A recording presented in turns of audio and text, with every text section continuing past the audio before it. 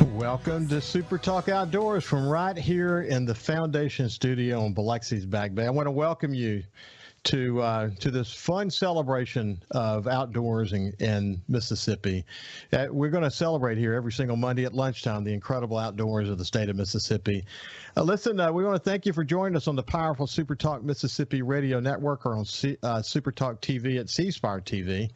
But if you're listening on Facebook or YouTube or your favorite podcast, it is April the 25th, 2022. We've got a great show today. We're going to be joined by Don Brazel from the foundation in the second half of the show, but Kyle and I are going to visit for a little bit today we're going to reflect actually a little bit on how the show's been going so far, maybe pick up a few highlights along the way. But anyway, without any further ado, let me bring in the producer of Super Talk Outdoors, Kyle Curley. How you doing, my friend? I'm doing good. How about yourself? What exciting's happened in your world? You guys been able to do any fishing? No, not so far. We haven't been able to do a whole lot of fishing. Well, that's good. We're getting close to that time. I talked to our friend Cal Johnson, who's been on my show, our show, Coast Vue, the charter boat captain, and he said he's actually headed out to Chandelier this morning. So he got a little bit of I checked the wet radar just now. It's raining across the state, but this morning it's beautiful weather down here, wasn't it? Yeah, it really was. It called for mostly cloudy, and I walked outside and it was sunshiny. So, it's kind of what do you believe? And if you're going to go out, be careful and just kind of keep an eye on things. But yeah, we haven't been able to fish. Desi's been wrapping up baseball season, so been kind of busy with that. And we're done with baseball for at least a week or so before we pick up our summer ball schedule. Yeah. Well, as Sonny Schindler told us last week, he's with a charter boat captain called a group called Sure Thing Charters, and they have that house out on Cat Island. It's been rough for them, but they've been able to get out to Cat Island, and you saw the pictures. They've been able to pull out some pretty good trips, haven't they? Yeah, they have, and I'm following him on Facebook, and him and a couple of other captains, and I get pictures every day of some nice hauls, whether it's redfish, a nice group of speckled trout with some sheep's head mixed in. There's been some good fishing going on lately. And it has slowly but surely, man, the water's starting to warm up a little bit. You saw the video that I posted at the Super Talk Outdoors Facebook page of Jordan and his little flounder trip. But that video has been viewed about 10,000 times now. The interesting thing that people are commenting, you probably saw this, but the water is super clear in that video. And people, when they think of coastal Mississippi, they don't think of water being so beautifully clear. But when it calms down, it gets super clear, doesn't it? Yeah, it really does. And like you said, when it gets rough, that's when it gets turned up and looks the kind of brown that it does. But I was really surprised. I'm going to say I was surprised, but I wasn't surprised because I've seen water that clear, especially in the shallows, floundering before. I've seen it that clear before, and it shouldn't be a surprise, but to some people it is. Well, what it is, we know this. We have so below there's a muddy layer, and that mud actually is what creates great shrimp and all this amazing seafood that we have. It's what makes the Mississippi Sound so special. But below that is actually beautiful white sand. So for people who are not aware of this, the sand that comes up onto the beach that makes the 26 miles of beach for coastal Mississippi actually comes from just underneath that mud surface. And so, when the wind kicks up, the mud stirs, and that's what turns the water brown. But when it settles down, in this particular video, you could see, he could have been in Destin, just crystal clear. He was in a sandy bottom area on the front beach of Gulfport. But what you don't know is he was actually headed to the gym, Kyle. And he looked down on the way to the gym, going down the beach, and he saw how slick it was. And he said, heck, man, he just pulled over in a bay, checked the back of his truck. He had a gig and a light. He didn't have a stringer, though. So what he had gone to the store and bought some weed eater string. And he made a stringer out of weed eater string, and he went and got his limit in no time, man. It's just a beautiful scene to see that we're able to do that here in coastal Mississippi, isn't it? Total improv trip there with the weed eater string. I like that. It was. Hey, and by the way, in the comment stream, I don't know if you saw this, and I should have actually posted this as a separate video, but in the comment stream, I posted another video where he had just picked up another flounder he didn't gig it. He just picked it up with his hands. and held it for a second, legal size, flounder, and then he lets it go, and you can see it, run away.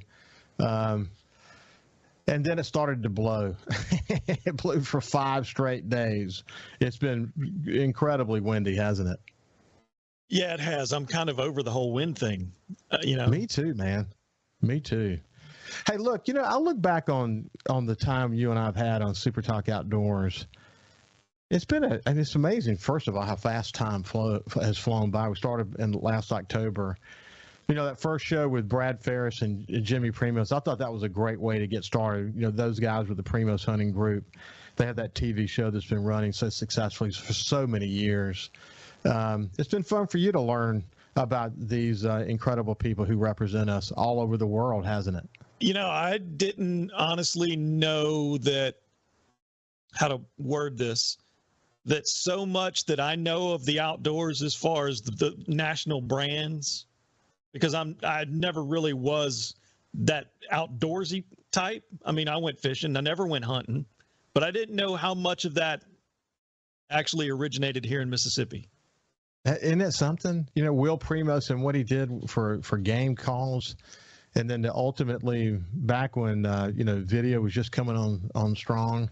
Cuz Strickland used to work with Will. Great stories they tell about what they did, but they're Truth About Hunting TV series, and of course they're on YouTube as well. They got a great cadre of young guys coming along with Lake Pickle and Jordan Blissett, both of whom incidentally have been on the show. But I call them outdoor ambassadors, man. They're out there doing incredible work, representing Mississippi, not just around the nation, but around the world. And they're good ones, aren't they? Yeah, they really are. And they're, for what I would consider, they're so approachable as far as everyday people. Yeah, I know. I know. They're so humble about where they come from, where they know where they're at as far as the status in outdoor land, but they're so humble about it. Was it Will that said that he doesn't mind people asking for autographs? He's just thankful that they still know him, or that they knew him to begin with from starting out being the cassette tapes. After my show with Lake Pickle and Jordan Blissett, I got a text from Will, and he said, "Man, I really enjoyed that show. Too much about me." That's what he said. But I'm like, dude, you're the reason why those guys are here. You're the reason why we have Primos Hunting. You're right. Incredible humility. They don't really want the attention. But the TV show in particular, gives us a look inside. Such a wonderful approach to hunting, and it's got a great cadence to it. I told you, man, when we're up at our hunting camp, we put it on in the background, and we'll come back and forth to it, and we'll see shows over and over again. But when the season's about to get started, it's a fun show to watch, to kind of get in the mood, to get ready. And then that conversation we had with Toxie Hayes and Cuz Strickland from Mossy Oaks. I mean, what Mossy Oaks has done, it's incredible, buddy. I mean, again, once again, an ambassador, as you pointed out, that's representing us around the world. But what an inspiring conversation that was. Yeah, and again, another brand in outdoors that I did not know going in started in Mississippi. These guys that had these visions for creating something, and they've become incredible marketing companies. They have a great product. By the way, I should point out, that Toxie's father, Mr. Fox, we talked about on the show for people who pay attention to the Mossy Oaks group. That he's 91 years old now.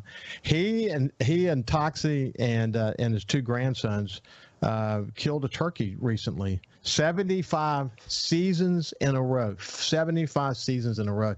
Can you show that picture, Kyle, that they posted on social media? Here they are with Mr. Fox, and gosh, man, it's just that picture tells a hell of a story, doesn't it?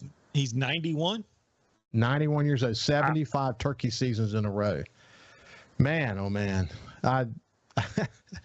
what a great thing to be able to enjoy with your father over all these years, and the smiles and the fact that the grandsons get to spend time with him. That's pretty cool, isn't it? It really is. That's a nice bird too. It is. It is. But they had Toxie had a vision for this company, and he did with it what he had his vision to do, and look where he is today, and look at the impact that they've had. I could go on and on about shows that we've had, but our session with Lila Sessoms and Lee Bailey, the two swamp witches, that was a lot of fun, wasn't it? Yeah, that was a surprise for me. I don't know. It just was. I was kind of not shocked. It was pleasantly surprised, and I like to hear stories. I like their stories. In ways, I like their stories more than the guys' stories. Yeah, and listen, you know what? It sounded like they ragged each other more than guys do. Yes. Yeah, it sounds like you have to have thicker skin around them. They had some big time fun. Hey, I want to do a shout out to the Department of Wildlife, Fisheries, and Parks when we come back, and then we're going to be joined by Don Brazel, and we're going to talk about the foundation. I want to know more about Don. Where does he come from, and what's his story? I know he loves to turkey hunt. When we come back, we'll continue the conversation. We'll see you after this break. Welcome back to SuperTalk Outdoors. I really enjoyed sort of reflecting on SuperTalk Outdoors from right here in the Foundation studio in Biloxi's Back Bay with my producer and friend Kyle Curley. We've had so many great shows, and incidentally, if you want to go take a look at any of those shows that we just talked about and many more, you can go to the SuperTalk Outdoors Facebook page and see those. You can go to the SuperTalk Mississippi YouTube page and just toggle down, and you'll see the headings. You'll see my show Coast View, and you'll also see other shows, and then you'll see SuperTalk Outdoors, and you'll have access to the YouTube videos there. So that's really good. Hey, before we move over to my friend Don Brazel from the Foundation, I wanted to do a shout out to the Mississippi Department of Wildlife, Fisheries, and Parks. So many dedicated people. I've really enjoyed doing this show as an opportunity to really reflect on those people who've dedicated their lives to wildlife conservation in this state, and so many.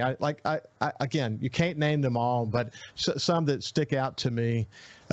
Really terrific conversation with Colonel Jerry Carter, who's Chief Law Enforcement for the department. I thought it was funny when he talked about he grew up in Morgan City. Had 4 brothers, so 5 boys in that house. Can you imagine? And they learned a love of the outdoors pretty quickly. He said one of the things he enjoys most about life is people, just coming in touch with other people. And you can really tell that he's such a nice guy. We had Megan Fedrick, who we talked about hunter and boater education. She was captain actually when we talked to her, but she got a promotion not long after that. She's a major now.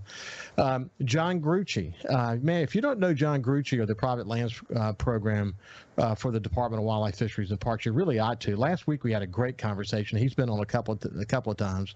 We talked specifically about some of the challenges that I face on the farms that I lease, with the really high cost of fertilizers and some other costs related to the war and inflation and whatever. We talked about some approaches that might be ways to maybe cut costs a little bit. For example, we have some good clover stand in some of our food plots, and he talked to me about how to deal with that. So, John Grucci, look up the private lands program. He's the coordinator of the program. They do a lot of work to help you with your private land. Jerry Brown and Keith Mills and I talked about crappie and freshwater fishing. We had Captain Caleb Harrington. We talked turkey. Ricky Flint. Ricky Flint's got an interesting job because not only is he an alligator guy, he's the alligator program coordinator, but he's also he deals with nuisance wildlife across the state, and he's got stories to tell. What an interesting guy.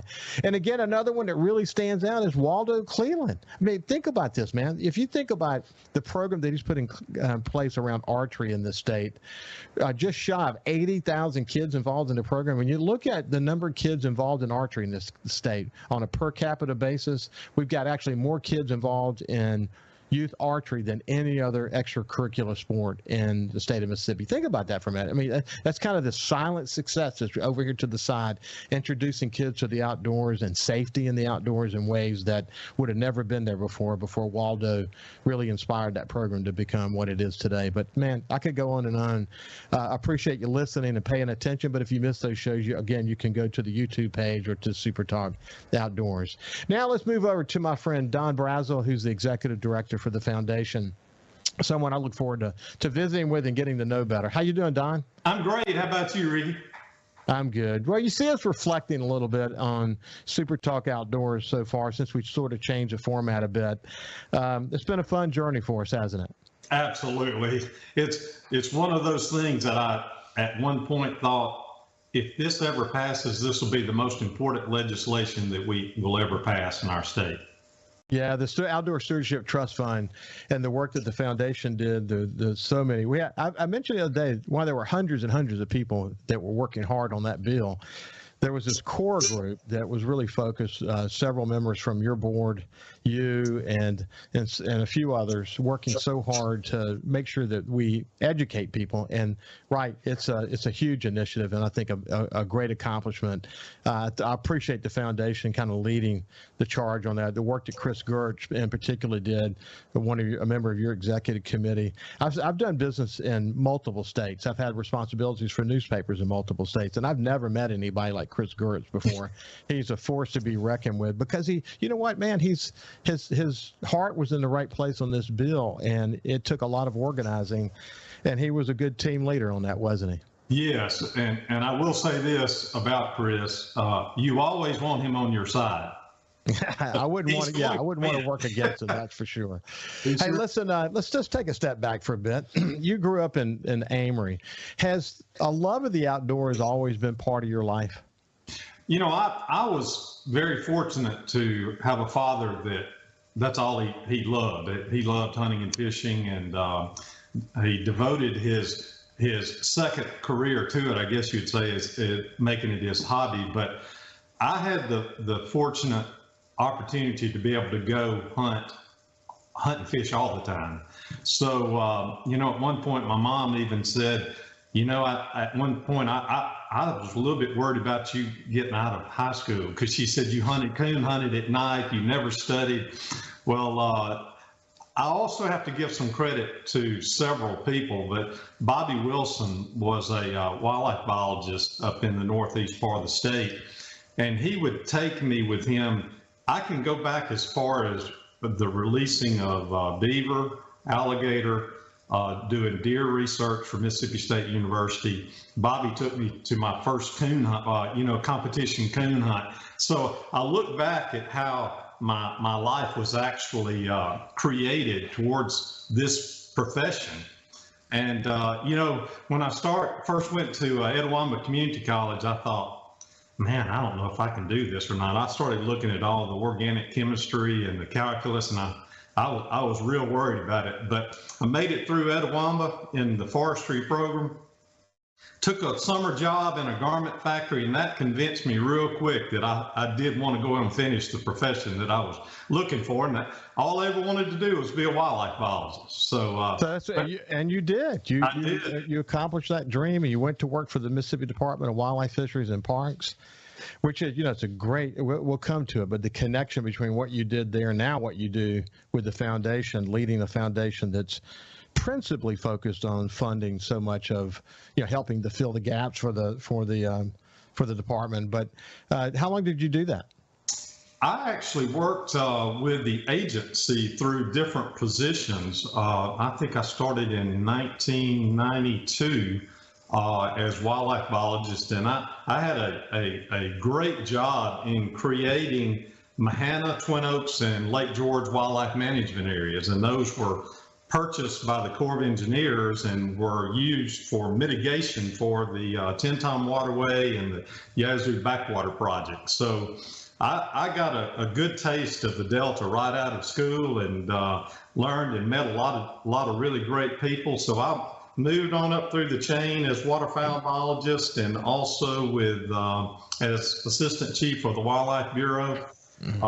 Took a little professional sidestep, I guess, and went into private business for a little while, and then was brought back as one of the deputies over wildlife, fisheries, and law enforcement with the agency. So I think over time I was there 17 years or so. So I got to experience the agency itself, and also now I'm working from the private side, helping fund through our foundation the agency itself. Well, you got involved in timber and all kind. I mean, once you get into that sector, starting as a wildlife biologist, but then introducing you to the world of conservation and land management and all that, it really opens up so many opportunities, doesn't it? It actually does. And as you say, it's not only conservation, it's people management, it's learning to deal with people. I've had a really, really great career. Love, especially working from the foundation side now. I still get to work with the agency from a fundraising side and helping the employees there and the agency with a lot of different programs. Well, I know it's really exciting. You heard at the beginning of this segment, I ran through a couple of names that are involved in the department, but the opportunity that I've had, I've always had a deep appreciation for the Department of Wildlife, Fisheries, and Parks, both as a publisher and in my involvement in the conservation community over a bunch of years. But now that I've had the chance to do this show and really dive into where do these people come from? What made them love the outdoors? So many of them went to Mississippi State and there were forestry degrees and biology degrees and all this work. The work that they're doing at Mississippi State, incidentally, is just incredible as it relates to this conservation in the state. But it is really a best practice, isn't it? I mean, you think about the number of people and how dedicated they are to the outdoors and conservation in this state. Man, we are lucky to have a fully functioning Department of Wildlife, Fisheries, and Parks, aren't we? Absolutely. And I go back and I want to talk a little bit about Mississippi State. Hey, let's do this. Hey, Don, let's do this. We're coming to the end of this segment. I don't want you to have to cut you off right in the middle of your comment. We'll pick it up on the other side. But we're talking with Don Brazzo, who is the executive director for the foundation. And we'll continue the conversation at the other side. See you after this break. Welcome back to Super Talk Outdoors. We have Don Brazzo, who's the executive director for the foundation. And someone who's, I really admire. Of course, the foundation is a major sponsor of Super Talk Outdoors, and we appreciate that. Hey, when we went to the break, Don, you were about to mention something about Mississippi State. I didn't want to have to cut you off in the middle of that, so why don't you pick it up from there? Back, I think I told you earlier that being a wildlife biologist was all I ever wanted to do, okay? And, of course, went on to Mississippi State and was fortunate enough through time to have gotten to know various people there. And I have to shout out to Dr. Dale Arner that started the program of wildlife and fisheries at Mississippi State. Well, I was very fortunate to have been accepted by him into grad school. And I have to shout out to Jenny Jones. Without those two people, I would not be anywhere near where I am right now. Just being real honest with you. Great program at Mississippi State, but all through your career, though, there's just so many people that you go back and look and you can touch and say, hey, without that person, where would I be today? So it was really, really a great time at Mississippi State, and then got the opportunity to move right on into wildlife, fisheries, and parks. Well, what's interesting, though, just like I got the love of the outdoors from my father and my grandfathers, you have the same story. So many people have the same story. And even people who didn't get it that way, they might have gotten it from a friend. But once that friend takes them, it's like they're hooked from the very beginning. Whether you're talking about getting it that way, and that's what the heritage is. That's that outdoor heritage that we work so hard to conserve in the state.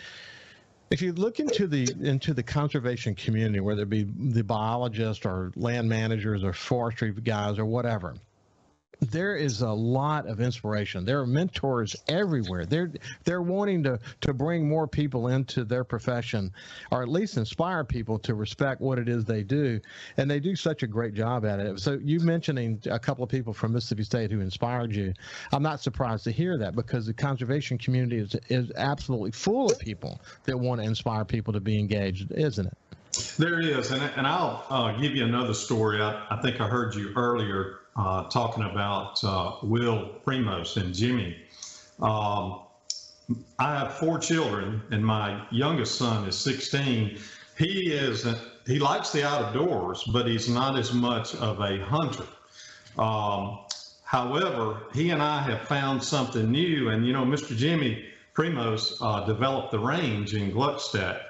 Now my youngest has figured out he has found something he really likes, and that's going to the range and shooting. I mentioned that to Will the other day, and he told me he took an interest in it because he has seen that there's many ways you can touch a child and get them into the out of doors, whether it be hunting or conservation. But you may not believe it, but I had told him, I said, if you would thank Mr. Jimmy for creating the range, it's given us something that we can go do together.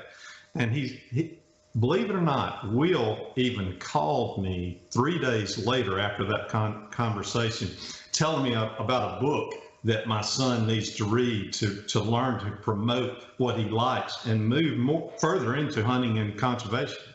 So wow. That's the deal in Jimmy Primos. I'm just being honest. Doesn't surprise me. It doesn't surprise me a bit. It's just, we're really talking about special people. And that's why, their show's been so successful, and they have been such incredible ambassadors for the state because they do it ethically and morally, and they want to really be ambassadors. They think that's really important, and it is important. So you joined the foundation for wildlife, fisheries, and parks. It's separate organizations. We call it the foundation on this show just to kind of keep it from having the confusion with the department.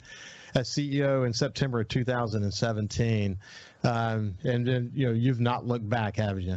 We have not. We continue to grow and become much more involved in many different projects, just like the coalition you were mentioning earlier. That was a giant step for us, don't believe it or not, but we believed in it. We knew that we were going to continue to move forward till we got that legislation passed through, and we're very fortunate to have gotten it done this quick. Now, we're not finished.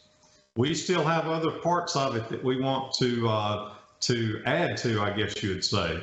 But we feel very positive and are very thankful, even for like you, for all the time that you have spent discussing. I can look back at all the different people you've had on the show, legislators and our foundation and our coalition members.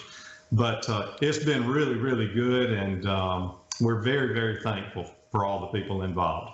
Well, John, it's been a great journey. I mean, you think about it's interesting because we're not going to get involved in big issues too often on the show unless, as I say, it's an important issue, and we have to talk about how what happens in Jackson affects the average outdoorsman. In this case, you just had to do your homework on it and realize immediately that we have to do this. We're losing out on approximately $40 million a year in federal funds because we don't have this fund in place. But what's interesting is when I have Delbert Hosemann, the Lieutenant Governor, on, or the Speaker of the House, Philip Gunn, or other leaders in the legislature, there's a common theme to all of those shows. They all love the outdoors. And while we may debate how certain things are going to happen and what the components of it should be, there's no disagreement at all that we need to do something in this state that invests, that keeps us, as I say it regularly, the capital of the outdoors in the United States. I mean, we are the capital of the outdoors, and we need to act like that. We can't lose opportunities to invest in conservation, but we're lucky in that we have this outdoor heritage, and it's a sort of DNA that just flows to most of the leaders. And again, while we may debate some of the details, at the end of the day, we're all looking to do the right thing. What I like about what the foundation has done, incidentally, Don, is that over the years, you guys have funded all these organizations kind of quietly in the background, helping with all these different programs, some around education, some around building playgrounds, or whatever it might be that you guys are involved in. What you learned along the way, though, that you've cobbled together these really important people that have come from all walks of life, that are dedicated, that have the resources to commit, that are good thinkers, that are dedicated thinkers. That's your board and others that you've cobbled together. And it makes sense that the foundation would be involved in issues, not every issue, but the ones that you really want to lock onto, that need your help. It makes sense that you're doing it. So, and in some ways, you sort of come out to the public view to be seen now. And now people have heard what the foundation is up to, that they've been a major cog in the wheel to this effort. And it really will change how you are able to move forward in a very positive way. That's my belief. I know you probably feel as strongly about it as I do. As you did say, for many years, since 2004, we were somewhat behind the scenes quieter. Then we began to see the need to have name recognition for the foundation. And of course, like you said, our coalition was a big portion of the coming out. But we're also now doing the Mississippi Ag and Outdoor Expo, which we have a spring edition and a fall edition. So there's several different items that we've got going on out there that are growing and putting us out in the forefront. Yeah, it is for sure. You know, I had the opportunity to attend the special reception leading up to the Ag and Outdoor Expo last year. Great reception, I might add. You can talk more about that if you want to. But, man, I was blown away with how big it was. I mean, the amount of farm equipment and all the stuff that was there. That's turned into quite an expo, hasn't it? It has. And what you were mentioning earlier, we have now within our foundation what's called the Heritage 100. It's 100 individuals that are lovers of conservation, and they believe in the programs that the foundation have got going on, and they want to also help assist with supporting the Department of Wildlife, Fisheries, and Parks. And it's been a fun venture of getting that group of 100 together. And we put on different programs for them, educational type programs for them, but very much a dedicated group to our foundation and to conservation. So it is a group of 100 dedicated outdoorsmen and women who are passionate about outdoors in Mississippi, and they contribute a certain sum of money that gives, obviously, that helps raise money as well. But once you cobbled that group together, you've got someone you can literally tap into a resource there that is literally scattered throughout the state. And you're talking about a great way to get some feedback quickly about any issue that might arise. That's going to turn out to be a terrific organization, isn't it? It has. And we've got another event coming up in May. And each time we try to, like I had mentioned to you, we want them to know what's going on in the state so that they can go back into the different regions of Mississippi and spread the word on conservation issues or conservation programs that are either going on or up and coming in the very near future. Well, let's do this. We'll come back on the other side. We'll talk a little bit more about the Ag and Outdoor Expo. You know, explain for people who have not been there, explain a little bit more about what it is and when is it happening this year, coming up in August, I might add, day after my birthday, for a matter of fact.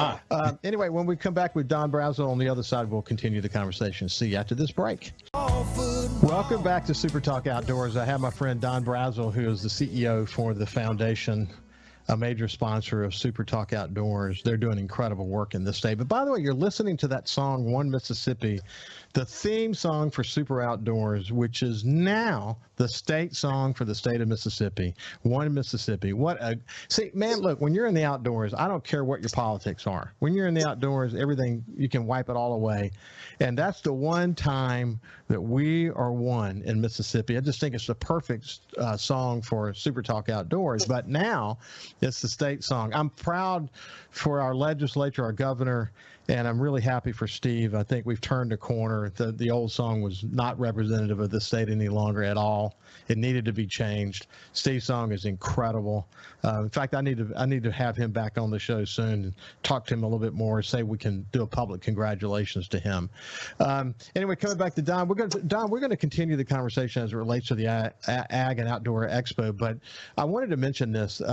You're a big turkey hunter. I mean, once you get hooked on turkey hunting, it's gets you, doesn't it? This year has been one of those. I'm really a big turkey hunter because it hasn't always worked out in my favor this year. Hey, my son, I told this story when he was at Ole Miss Law School. He hunted public land up there, and for a couple of weeks he pursued this. He'd get up every morning at 3 so he could get to this one area, and he pursued it for 2 weeks, didn't kill it. But, buddy, it was the best turkey hunting he's ever done in his life. This course between him and this turkey went on for 2 weeks. Now, either somebody else got it or the turkey finally went away. But, man, sometimes you don't have to shoot, do you? No, sir, you don't. And, it's really just about I just love spring. Everything is waking up, and, I mean, it's just a favorite time of the year for me. It is. Hey, Toxie Hayes, he said this about spring and going into turkey. He said, fresh and clean and clear. It's such a rush to be out in this time of year. There's shock and awe in the turkey gobble, especially down here in the South where they just explode. It does something to you. It's glue, nature, God, and family. That's it. Well put, isn't it? That is that's totally correct. And your buddy Will Primos, when he talks about it, he says he feels like he's in a prayer. He says he gets that from church, but when he's out in the outdoors in his turkey hunt, he feels like he's in a dream. In a prayer. I love the way he says that. Anyway, coming back to the expo, that's coming in August 5th through the 7th of this year. It really has become this major machine, hasn't it? It has, and even to the point we saw the need to have a spring edition of that same show during the Dixie National Rodeo. It's a good mix. I mean, the people have so much to do on the fairgrounds. We're very fortunate to be able to work with the trademark and put that event on for the people. But if anything and everything that's new in the outdoors world and the agricultural world, food plots, you name it, it's in that building. I remember seeing big posters with the Primos group. So you've got those brands are well represented. Absolutely. They sure are. Very good sponsor of ours. It's cool to be able to have that, and I congratulate you guys for focusing on that. How's fundraising in general going for you guys? Of course, coming through 2 years of COVID, we were not where we wanted to be. That's my impression. I always want to be moving forward and gaining. We did very well, though. I'll just be honest to tell you on that part. But fundraising was, I don't want to say affected totally by the COVID, but the people coming to the events was a little bit stalled for this first year and a half anyway. But now we're seeing, just like in the February show, we had more people at our February Ag and Outdoor Expo than we did in August. So that tells you people want something to go do. They're already getting back into it. So we're excited about the future. Well, we've heard over and over again on the shows that people felt safe during the pandemic in the outdoors. So you saw license sales go up, more people going to state parks, more people fishing, more people boating. It's been in that regard, it's been kind of a shot in the arm to the outdoors community just to see people out and about and enjoying the outdoors, and hopefully some new people have been introduced to it. That's incredibly important.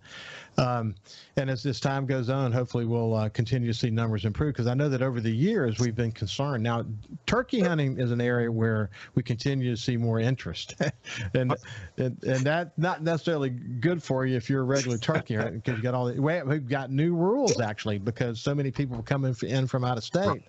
We've now got a draw for those folks, but it's still great to see so many people engaged, isn't it?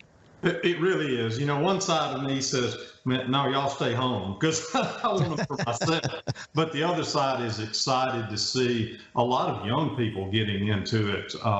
That just shows that there's a high demand for the ability to go outside and just to be out there.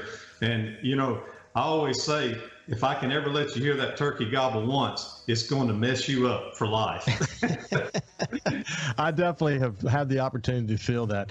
Hey, listen, Don, it's been great to see you today, man. We'll stay in touch. You too. Thank you much. This has been Don Brazel, the CEO for the foundation. Have a great day and stay safe in the outdoors. We'll see you next week.